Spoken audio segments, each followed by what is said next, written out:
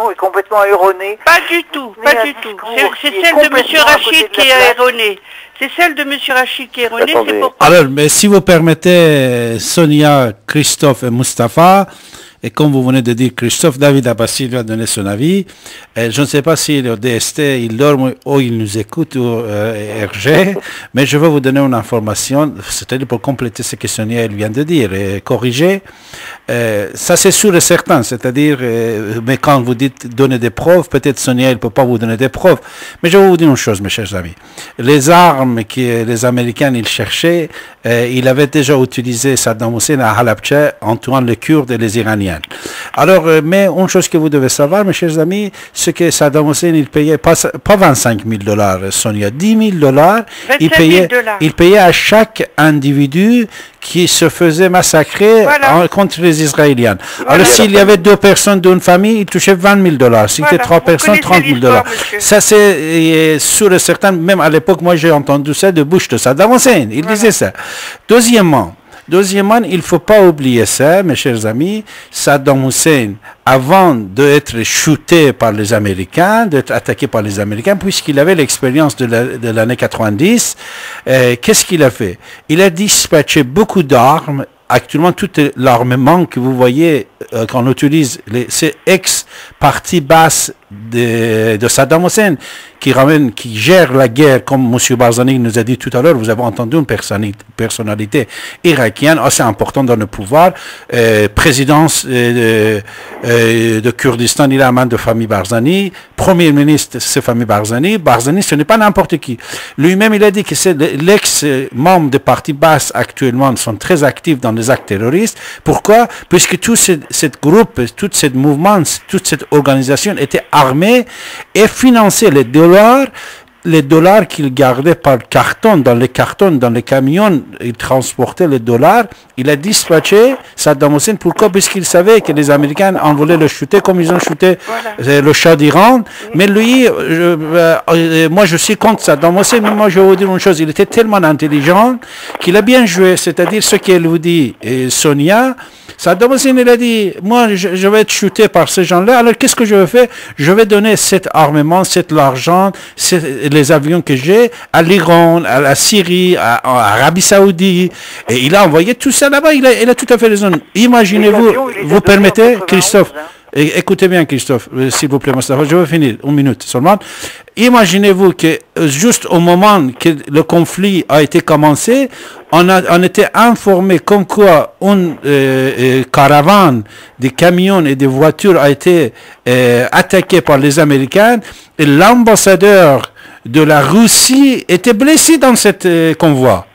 Et après tout, cette convoi-là était arrivé en Syrie, c'est-à-dire imaginez et regardez l'union des soviétiques, ex-soviétiques, la Russie d'aujourd'hui avec l'Iran, avec la Syrie, avec d'autres pays.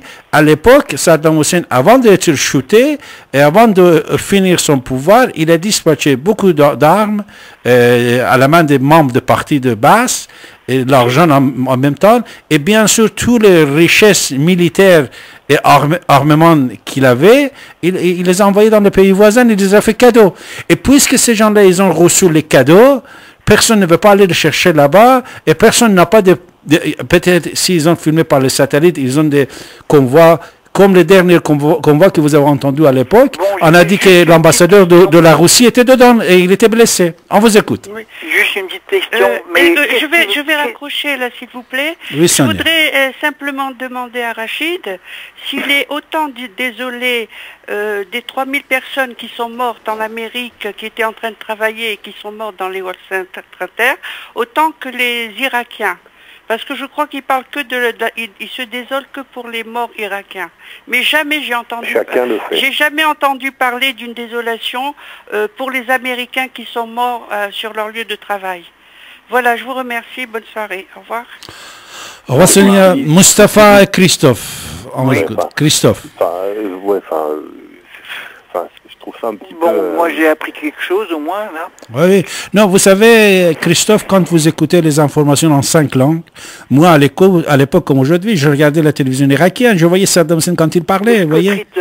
Scott Ritter qui avait écrit son petit opuscule. Oui. complètement le fait qu'il y ait des armes de destruction massive sur le sol irakien. Et ce bouquin, il est sorti 3 mois avant la guerre. Oui, oui. Oui. Et Scott Ritter, c'était pas n'importe qui, c'était ça faisait presque 10 ans qu'il sillonnait l'Irak en long, en large et en travers. Et c'est tout juste s'il labourait pas le sol pour trouver des choses. Et il n'a rien trouvé. Non, non, vous savez que les armes chimiques, il a utilisé contre les Kurdes, Saddam Hussein. Oui, je sais, moi. Et je vous dis une chose, Christophe. Ce que les Américains, ils cherchaient là-bas, d'accord? C'est Rumsfeld qui l'avait vendu à Saddam Hussein. Et les blagues que vous avez entendues chez Guignol d'Info à l'époque, c'était la vérité. C'était vendu par les Américains, par les Allemands et tous ces trucs-là, mais ils ne l'ont pas trouvé. Est-ce que vous avez entendu mon interview avec Maître Jacques Vergès? Non.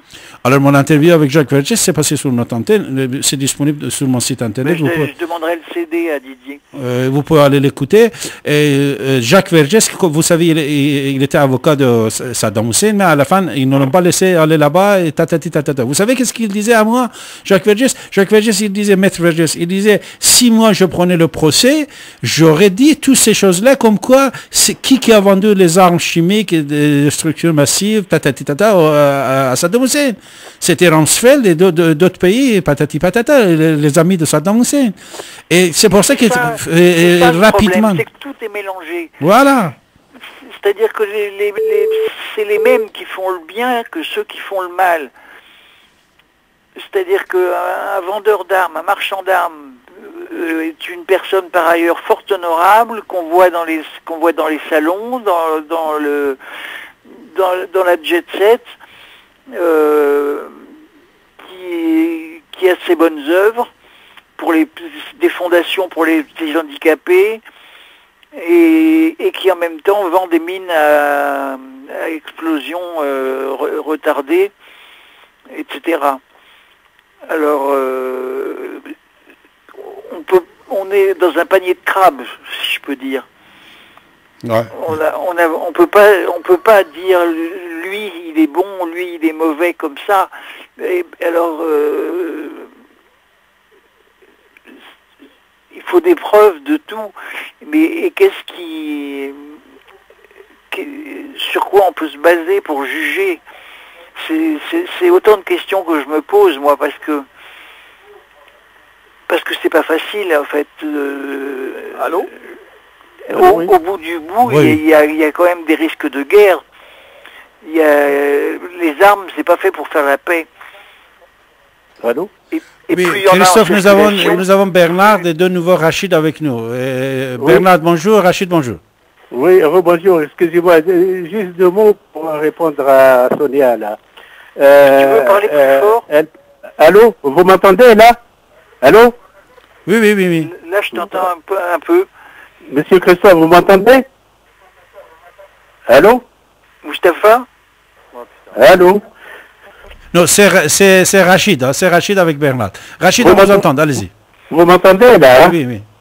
Oui, alors j'ai dit à Sonia, quand elle disait que les armes étaient transférées en Syrie, il faut qu'elle sache, qu'entre la Syrie et l'Irak, il y a un conflit. Pourquoi? Parce que... Allô?